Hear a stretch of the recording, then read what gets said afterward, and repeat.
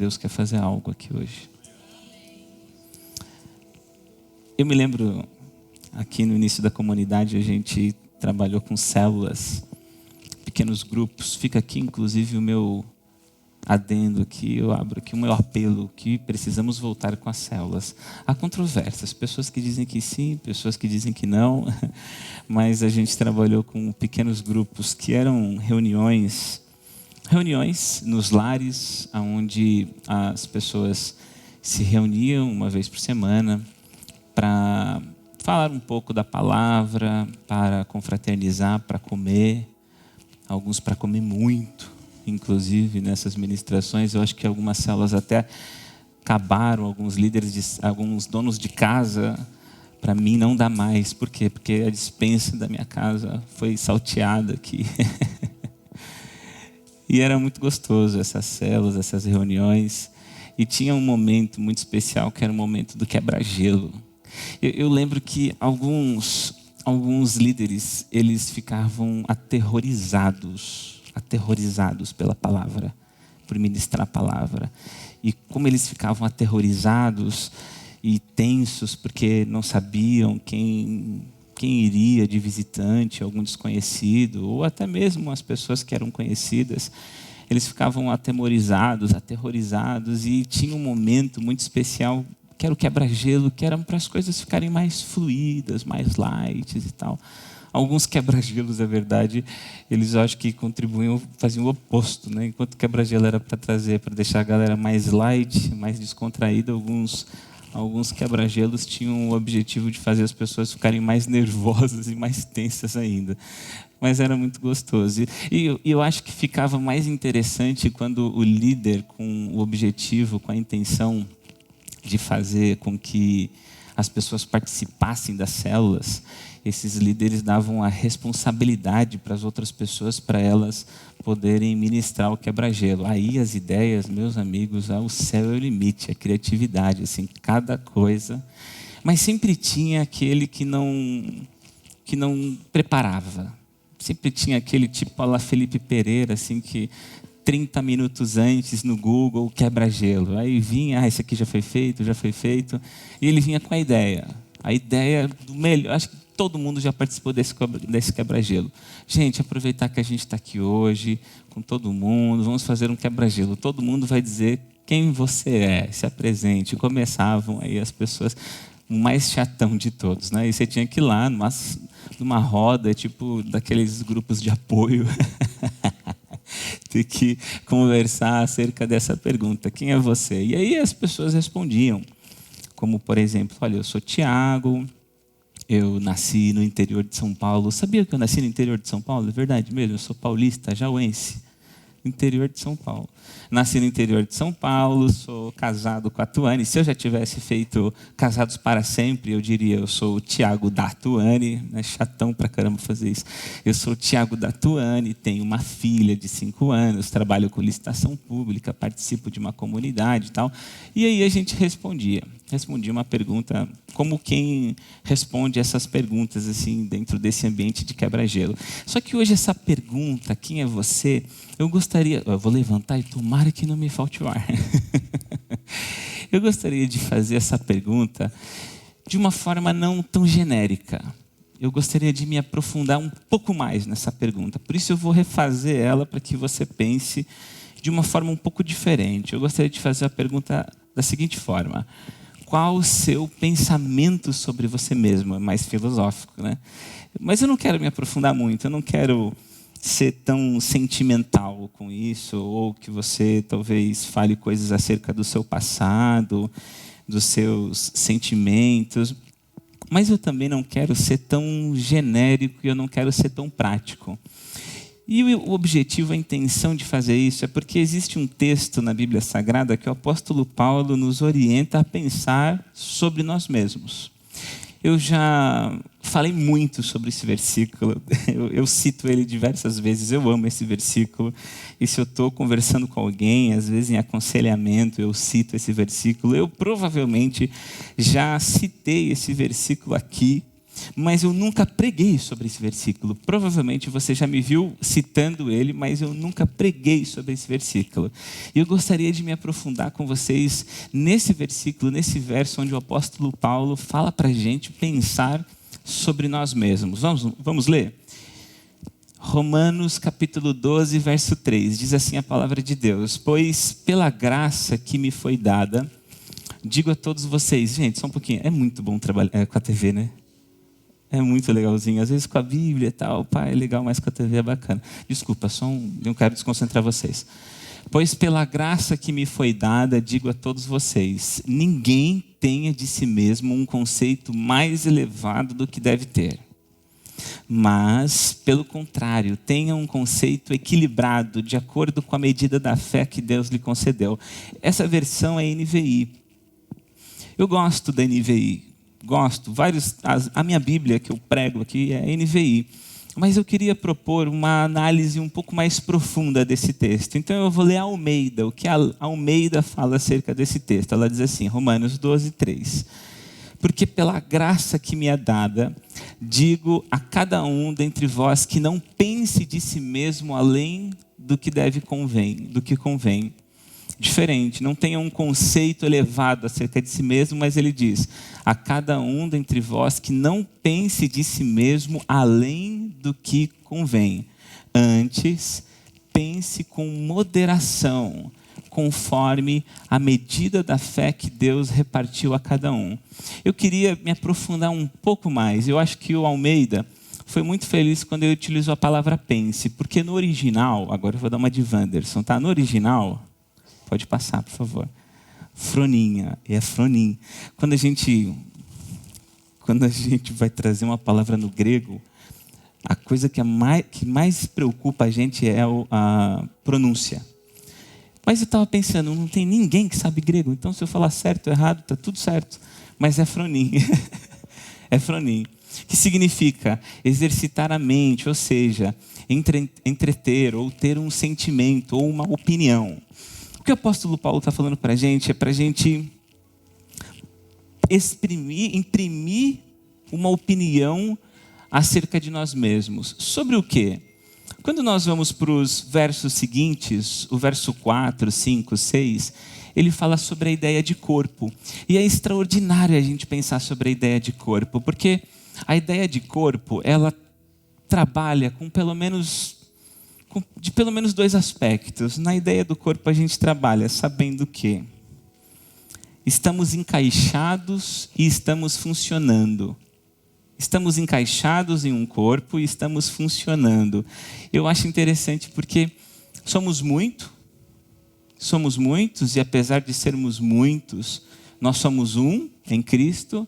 E apesar de sermos um em Cristo, nós também somos muitos com as nossas diferenças. Somos um corpo, somos uma família, pertencemos a uma comunidade. Nos preocupamos com o outro, nos preocupamos com o próximo. Apesar de sermos muitos, nós temos comunhão, nós temos unidade. A dor do outro, pelo menos deveria ser a minha dor. O choro do outro deveria ser o meu choro.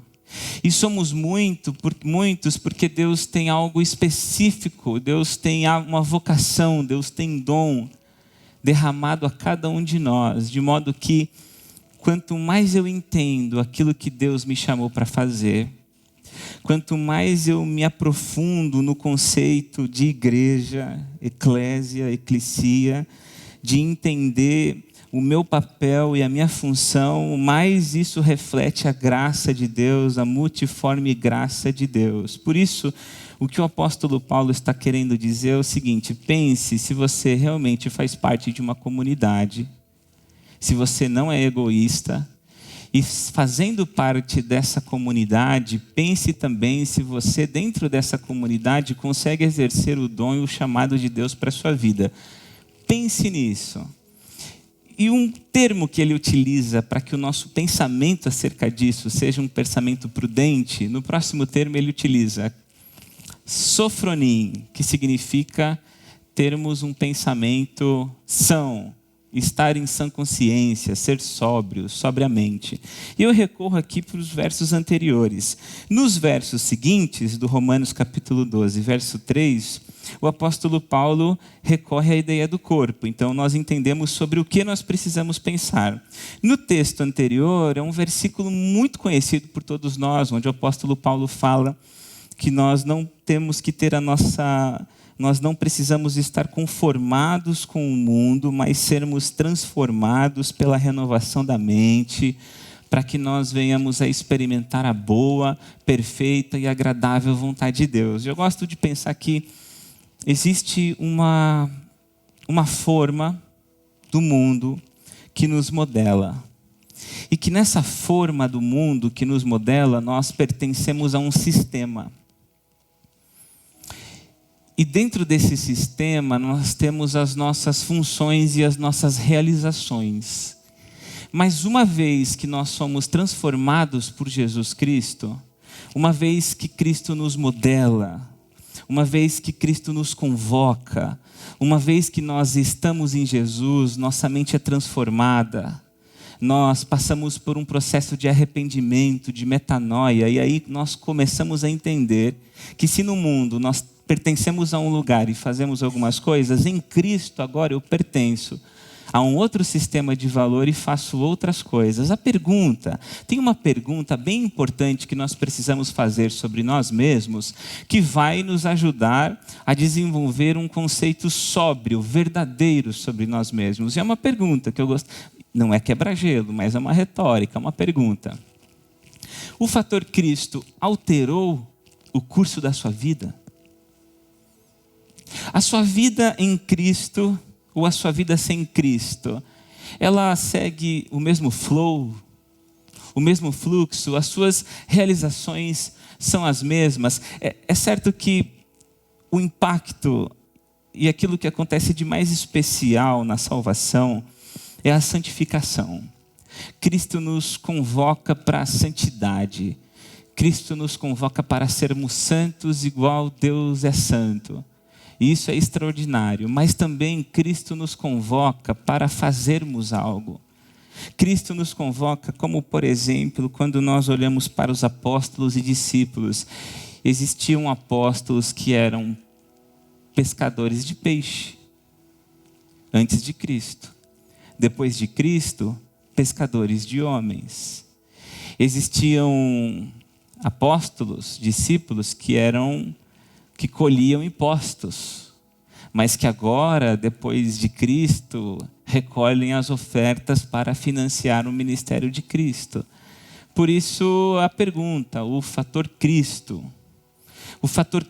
muda alguma coisa nas nossas vidas? De forma preliminar, a grande pergunta, o grande pensamento que eu quero elaborar com você, para que você pense acerca de si mesmo. Estou conectado a uma comunidade de verdade? Me sinto um? Ou venho apenas sábado à noite prestigiar um momento, escutar louvores e prestigiar uma reflexão?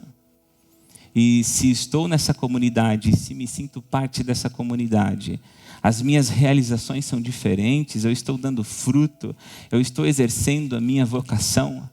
Bom, eu sei que talvez para muitos de vocês, esse ponto da mensagem já é um ponto de muita reflexão e eu gostaria que você pensasse sobre isso.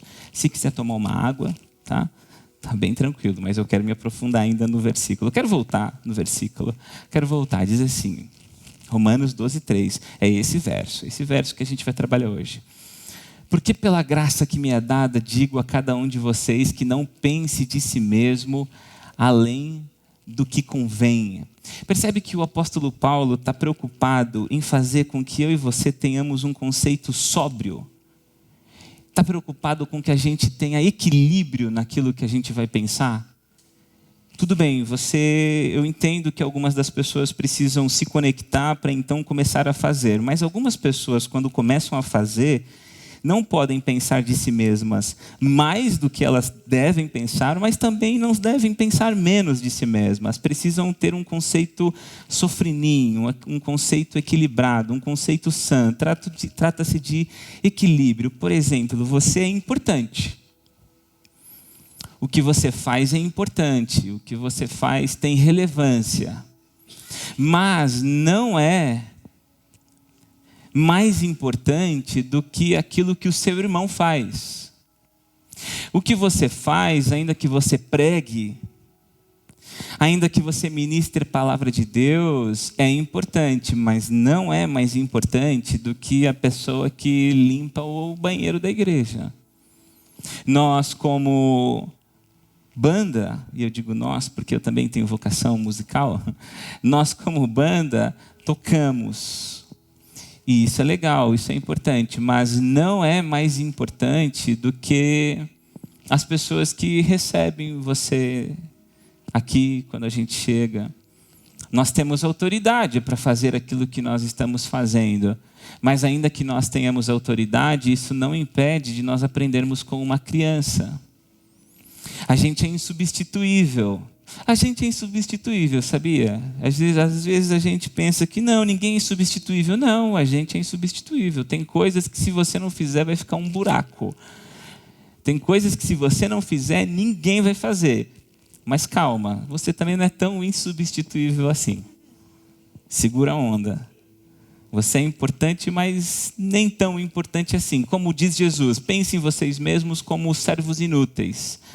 É bom ser valorizado? É bom ser valorizado, realmente é bom ser valorizado, mas cuidado, porque se te valorizarem demais, você vai dar espaço e abertura para a vaidade e para o ego. Cuidado, tem que ter equilíbrio. Eu nasci dentro de um contexto, eu já falei isso várias vezes para vocês, mas eu queria abrir meu coração. Eu vou até sentar como se estivesse num psicólogo hoje. Eu nasci dentro de um contexto cristão. E dentro do contexto que eu nasci, inclusive hoje eu percebo que muitas comunidades, infelizmente, ainda vivem a dinâmica, e isso que eu gostaria de desenhar com vocês. Eu nasci dentro de um ambiente que, apesar de ter sido muito rico e muito produtivo em relação aos ensinamentos bíblicos, de forma que, desde criança, desde a minha infância, muitos ensinamentos bíblicos, muitos princípios bíblicos foram incutidos em mim quando eu era muito criança. Mas, apesar disso, lá no interior de São Paulo, em Jaú, eu participava de uma comunidade onde a figura pastoral era hiperestimada. A figura pastoral era super, hiper, mega valorizada. A figura pastoral era valorizada do tipo, isso é uma crítica, posso fazer uma crítica. A figura pastoral era valorizada do tipo ter vaga pastoral. Ter vaga pastoral, a figura pastoral, ela era valorizada do tipo, o pastor não era alguém para proteger somente as ovelhas, mas o pastor era uma espécie de executivo na igreja. As decisões que deveriam ser feitas de forma democrática eram feitas de forma autoritária. O pastor é uma espécie de ungido do Senhor, revestido do Senhor, onde ninguém poderia contra-argumentar com este pastor, onde ninguém poderia questionar esse pastor. O pastor era uma figura ilustre dentro da comunidade. Isso me irrita. Verdade, isso me irrita. Se tem alguma coisa que me irrita dentro do cristianismo, é esse tipo de situação. Isso me irrita, porque parece que desprezaram alguns ensinamentos bíblicos que são extremamente importantes. Por exemplo, Provérbios diz que quando não há conselho, o povo cai. Mas na multidão de conselho, na multidão dos conselheiros, a proteção, a sabedoria, este aspecto democrático dentro da igreja de Jesus é muito importante. Eu, apesar de estar aqui em cima de uma plataforma, não sou ungido pastor, cabeça da comunidade. Não, nós temos um único supremo pastor que é o nosso cabeça. Nós temos um supremo pastor com P maiúsculo que deu a vida pelas suas ovelhas. Ele é o supremo, ele é o único pastor. eu fico irritado porque você começa a abrir os evangelhos e João Batista vai dizer o seguinte: Jesus Cristo, que tira o pecado do mundo, Ele é quem batiza com o Espírito Santo.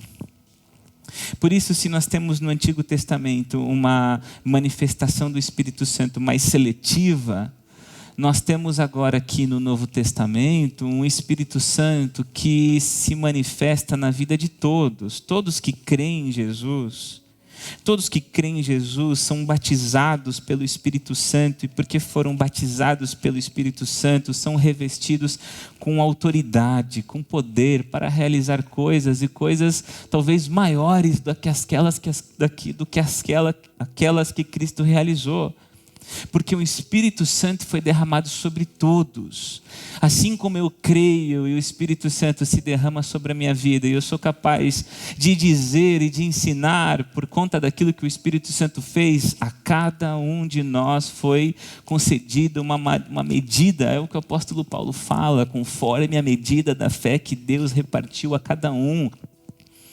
O Espírito Santo em cada um de nós tem uma medida, e existe algo da parte de Deus para cada um. Parece que eu fico um pouco irritado. Eu não pareço estar irritado hoje, mas me irrita esse tipo de coisa. Me irrita porque parece que não escutaram ou não leram. Tem uma parte, é tão claro, Jesus é tão claro. Não lê quem não entende quem não quer entender, porque Jesus é claro. Jesus diz: olha, pessoal, sabe que nas nações, os governantes, as pessoas mais importantes, elas exercem poder sobre as pessoas, autoridade sobre as pessoas. Mas com vocês vai ser diferente. O maior entre vocês não tem que ter um conceito mais elevado acerca de si mesmo, tem que ter um conceito equilibrado e saber que por ser maior, vai servir o menor. Vai servir. Se vocês estiverem numa mesa e estiverem para sentar-se em um lugar, não busquem o lugar de honra, busquem o lugar de menos honra, um lugar de menos destaque. E é por isso que eu fui me saturando dessas coisas. Esse tipo de coisa começou a me incomodar e me irrita, até hoje me irrita. E me irrita tanto, mas me irrita tanto esse tipo de coisa, dessa violência pastoral. Me irrita tanto que quando no início do ministério as pessoas me chamavam: você é meu líder, eu falava: não sou, nem me chama de líder, eu sou igual você. E se alguém viesse me chamar de pastor, aí parece que dava cãibra na espinha. Não sei se alguém já teve, mas eu já fui: pastor não, querido, pastor não. Não precisa me chamar de pastor. Quer me deixar irritado? Me chama de pastor. Muito irritado. Não irritado não. Calma, já vou chegar lá. Espera. Tem que esperar um pouquinho. Já chego ali. Eu ficava irritado. Eu ficava muito irritado quando as pessoas me chamavam de pastor, esse tipo de coisa. E com o tempo eu fui migrando para um outro extremo. Se aqui a gente tem líderes religiosos que pensam de uma forma muito elevada acerca de si mesmos, eu comecei a migrar para um extremo onde eu comecei a pensar menos de mim. Eu comecei a pensar menos de forma, inclusive, a desprezar o que Deus tinha para a minha vida. Não, eu não sou pastor, não, eu não sou líder, não, eu não tenho nada para ensinar, não, eu não tenho autoridade. E eu comecei a migrar para este extremo de não ter nada. Graças a Deus, que versículos como esses foram ganhando cor para mim. Versículos como esses de pense em si mesmo com moderação, tenha um conceito equilibrado acerca de si mesmo. E quando eu comecei a perceber que o apóstolo Paulo não tinha esses melindros, essas crises, esses traumas, esses dilemas, que o apóstolo Paulo, por vezes, chegou a escrever acerca de si mesmo: eu sou o Paulo, apóstolo. Eu comecei a entender: olha, eu acredito que Deus tem sim uma vocação pastoral na minha vida, porque talvez uma das coisas que eu mais faço na minha vida é aconselhar, é ensinar, é orar junto, é ler a Bíblia, entender algo sobre a Bíblia, e aquilo eu penso: isso é tão extraordinário que eu preciso compartilhar com os meus amados irmãos, e eu comecei a reconhecer que Deus sim tem uma vocação, um direcionamento pastoral para a minha vida. Mas, em relação ao título, aquilo ainda me incomodava. O camarada me chama de pastor, eu falo, nossa, ruim. Eu fico, isso eu confessando aqui para vocês, tá? Eu sei que vai chegar no final do culto, vai ter um monte de gente que vai chegar. Oi, pastor, querido, eu sei, eu conheço vocês, até porque eu sou assim, eu faria. Então, eu conheço a igreja que eu participo, então eu tenho certeza disso. Mas, enfim, até hoje. E pensando essa semana acerca disso, talvez o que leva a gente a não entender com sabedoria essa tensão é talvez porque a gente não consiga discernir sobre a diferença de título e vocação. São coisas completamente diferentes. Título é o nome do livro. Vocação é o conteúdo, as páginas. Título é o rótulo.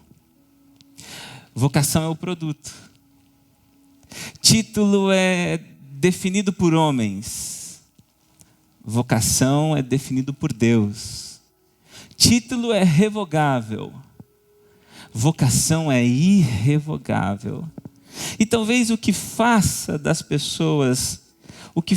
com que as pessoas não tenham um conceito equilibrado e cometam os seus excessos, por vezes, porque elas estão mais preocupadas com o título do que com a vocação. Porque quem está muito obcecado com título, quem está muito preocupado com título e obcecado com título, está muito preocupado com aquilo que as pessoas pensam, com a reputação.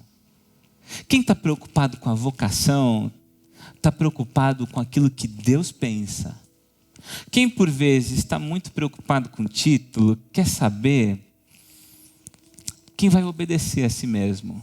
Quem serão meus súditos, os meus escravos, os meus subordinados.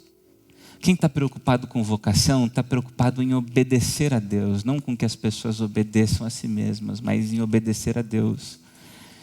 Quem está preocupado com título, está preocupado em estabelecer na sua vida, de forma clara, o que eu preciso fazer, os meus privilégios, o que eu não preciso fazer, quem eu vou mandar, aquilo que eu não quero fazer, aquilo que eu exijo para mim. Normalmente quem está preocupado com o título age dessa forma, mas quem está preocupado com vocação tem um espírito de servo. Tem um espírito que não se preocupa em se humilhar, que não se preocupa com reputação. Eu queria me aprofundar num texto do apóstolo Paulo que eu acho extraordinário. O apóstolo Paulo diz, na carta aos Coríntios, 1 Coríntios 9, 19 e 23, diz assim: porque, embora seja livre de todos, fiz-me escravo de todos. Você consegue pensar em alguém que é obcecado com a sua reputação, com o seu título, dizer e falar, olha, eu fiz-me escravo de todos, para ganhar o maior número possível de pessoas. Tornei-me judeu para os judeus, a fim de ganhar os judeus. Para os que estão debaixo da lei, tornei-me como se não estivesse sujeito à lei, embora eu mesmo não estivesse debaixo dela. Tornei a fim de ganhar os que estão debaixo da lei. Para os que estão sem lei, tornei-me como sem lei, embora não esteja livre da lei de Deus, mas sim sob a lei de Cristo, a fim de ganhar os que não têm a lei. Para com os fracos, tornei-me fraco, para ganhar os fracos. Tornei-me tudo para com todos. Tornei-me tudo para com todos, não importando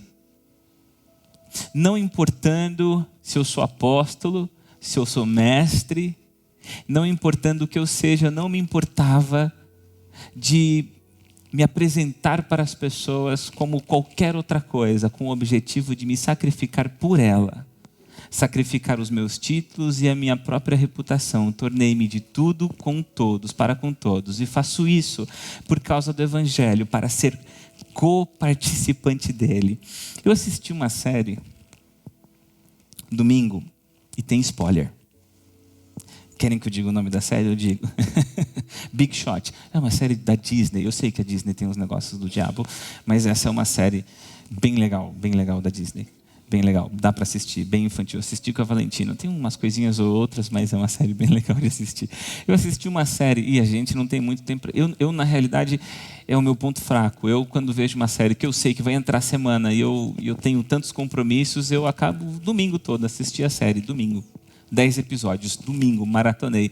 Não sei se isso é pecado, enfim, eu fiz, está dito, foi a forma como aconteceu. Eu fiz uma série e agora vai ter spoiler. Big Shot é o nome da série, tá? É bem infantil.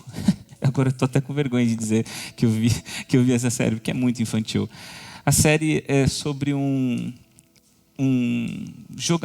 técnico de futebol, um técnico de basquete, que treina na Liga Série A do basquete universitário. E esse técnico, porque acontece ali um episódio de raiva, ele acaba sendo suspenso para treinar a Liga A, e ele acaba treinando num colégio de meninas e vai ensinar basquete para meninas. E durante o percurso da série, você percebe que ele é extremamente ligado e obcecado ao seu título. Não de treinador de basquete, mas a sua reputação, aquilo que ele já foi, os seus dias de glória, a sua versão anterior. Ele busca, sabe aquele tipo de... Desculpa, não quero ofender ninguém, mas sabe aquele coach, você tem que ser a melhor versão de si mesmo? Então, ele era cheio dessas coisas, de tentar ser a melhor versão de si mesmo, de tentar voltar e resgatar os seus dias de glórias. E a série vai desenvolvendo, e vai acontecendo, e ele vai se relacionando de forma afetiva com as alunas, com a diretora, a filha que mora longe agora passa a morar junto com ele. E ele vai, com o passar do tempo, ele vai amolecendo o coraçãozinho dele. O pobre técnico vai amolecendo o seu coraçãozinho. E no último episódio, não assistam porque é isso, tá? Eu estou dando spoiler do início ao fim. Do início ao fim a série é isso aqui. Eu vou dar o último episódio para vocês. Eu devia ter advertência. Terá spoiler nessa pregação, né? Eu devia ter feito isso. E no último episódio, quando ele, enfim, recebe uma proposta para retornar para os seus dias de glória, enfim, quando ele recebe uma proposta para sair daquele contexto de ensinar garotas no colegial, para ir treinar na faculdade, a filha dele já tinha se relacionado com algumas pessoas, já tinha criado amigas, criado vínculos, e ele começa a pensar em uma palavra que ele vê numa visão: sacrifício. Essa palavra fez toda a diferença. E aquela palavra começou a martelar na cabeça dele. E onde ele ia, ele via essa palavra. Ele conversava com alguém falava essa palavra. De repente ele estava num diálogo com outra pessoa e aí vinha essa palavra: sacrifício. Até que lá pelas tantas, no último episódio, ele sacrifica o seu sonho, sacrifica aquilo que ele tanto almejava, tanto queria, que de alguma forma trazia luz para a sua reputação, sacrifica isso em benefício daquelas alunas e da sua filha. E talvez a grande diferença entre título e vocação é que título normalmente acaba sacrificando muitas pessoas por causa da sua reputação. Forte. Mas vocação, quem está realmente preocupado com a vocação, sacrifica até mesmo os próprios títulos. Sacrifica a si mesmo pelo outro, pelo próximo. Cristianismo é sacrifício. Cristianismo é cruz. Cristianismo é carregar a própria cruz. Cristianismo é perder a vida para ganhar. É isso que é cristianismo. Cristianismo é eu me torno escravo de todos, com o objetivo de abençoar os outros. Título é os outros para mim, vocação é eu para os outros. eu para as suas necessidades. E sabe o que mais me emociona? E que me constrange? O nosso mestre. O nosso mestre me constrange. João 13. Jesus sabia que o Pai havia colocado todas as coisas debaixo do seu poder. Era como, eu gosto de pensar nesse verso como se Jesus tinha um conceito equilibrado acerca de si mesmo. Jesus tinha convicção. Jesus sabia que todo o poder, toda a autoridade, tudo estava debaixo das suas mãos. Jesus sabia que nem antes e nem depois, nunca teríamos ou teremos alguém com a responsabilidade, com a autoridade de Jesus. Toda a autoridade está sobre Jesus e Jesus sabia disso. Jesus sabia disso. Jesus sabia que o Pai havia colocado todas as coisas debaixo do seu poder e que viera de Deus e estava voltando para Deus. Assim, levantou-se, pode voltar, levantou-se da mesa. Pense comigo que vamos, por um instante, pensar que capa é título. Por um instante, capa é título. Levantou-se da mesa, tirou seu título e colocou uma toalha em volta da cintura. Estava vestido como mestre, mas decidiu por um instante se vestir como um servo.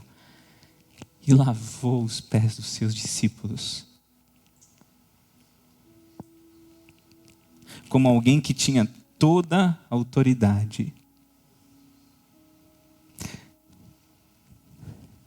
Tira a sua capa.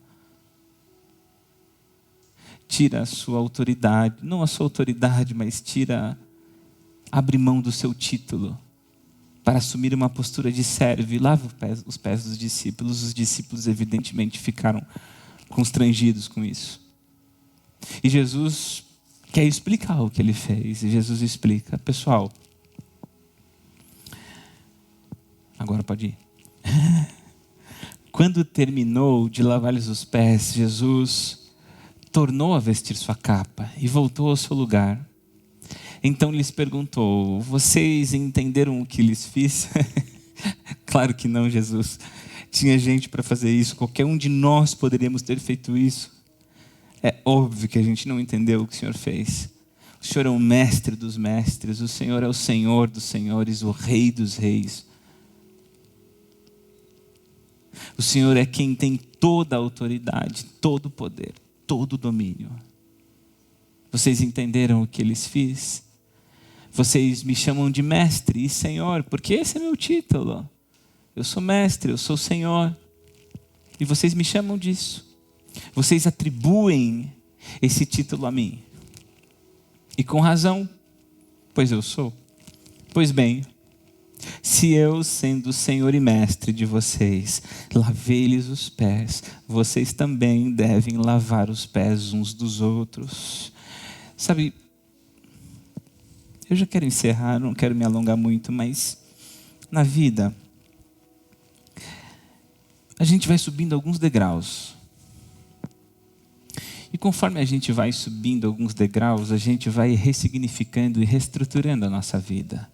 A gente sobe o degrau 1 e a gente começa a pensar que agora, nesse novo degrau, eu tenho coisas que são minhas responsabilidades, meus privilégios, prerrogativas diferentes, coisas que eu fazia antes, agora eu não vou fazer mais, e eu vou fazer coisas novas, e agora talvez eu vou até ter vínculos diferentes, pessoas diferentes, e as coisas vão ser diferentes. Eu subo um outro degrau e eu penso a mesma coisa. Eu ressignifico algumas coisas, eu reestruturo a minha vida, eu deixo de fazer aquilo que eu fazia antes, porque agora eu tenho outras tarefas que talvez tenham um peso e uma responsabilidade maior, e eu tenho alguns privilégios. E a gente vai subindo. E às vezes a gente sobe degraus tão altos que a gente entra numa zona de praticamente sermos intocáveis. A gente olha para cima e tem pouquíssimos degraus, pouquíssimas pessoas que estão acima da gente, mas a gente olha para baixo e existem tantas pessoas que estão abaixo da gente. E o que Jesus está falando é, quando vocês chegarem nesses degraus, porque vocês terão responsabilidades, serão grandes apóstolos, estacas da igreja, nunca se esqueçam que vocês precisam descer todos os degraus e não olhar as pessoas de cima, mas olhar as pessoas de baixo para cima e lavar os pés dessas pessoas. Vocês precisam abrir mão dos seus títulos, da sua reputação.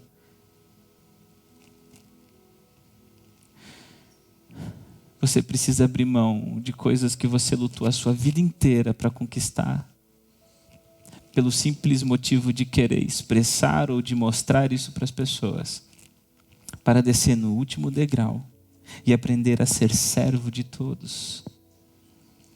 Talvez pensar melhor de si mesmo, como o apóstolo Paulo está nos ensinando, para que nós tenhamos um conceito equilibrado acerca de nós mesmos. E eu espero que hoje você tenha refletido muito sobre isso, sobre estar tão preocupado com o título, ou tão preocupado com a sua vocação, sobre preocupado em que as pessoas se submetam a você, e talvez a grande preocupação é você se submeter a Deus e às pessoas, para que você tenha um pensamento melhor de si mesmo. Talvez hoje você vá para casa triste, espero, ou talvez você tenha se encaixado e não precise mudar nada na sua vida, eu espero também. Mas para que daqui a um tempo, alguns meses, semanas ou anos, para que você tenha um conceito equilibrado acerca de si mesmo, para que você pense melhor de si mesmo, o grande segredo é pensar menos em si. Quer pensar melhor de si? Pense menos em si. Faça-se de tudo para com todos, para salvar o maior número de pessoas possível. Lembre-se que aquele que era o digno, o único digno de receber toda a autoridade e ser ovacionado, lavou os pés dos seus discípulos e depois dessa reunião foi pendurado numa cruz, passando vergonha e humilhação. E às vezes você está tão apegado com coisas tão subjetivas. Ai, mas ele não me escuta. Ai, mas aquela pessoa só me humilha. Ai, mas aquela pessoa só me coloca para baixo. Ai, mas aquela pessoa, ela precisa entender quem eu sou. Ela precisa saber que ela não pode mexer comigo. Ela precisa saber que vai ter volta, vai ter consequência. Sério. Pense menos em si, pense mais nas pessoas, seja mais humilde. Vamos ser mais iguais a Cristo. Quero orar com você, feche os olhos.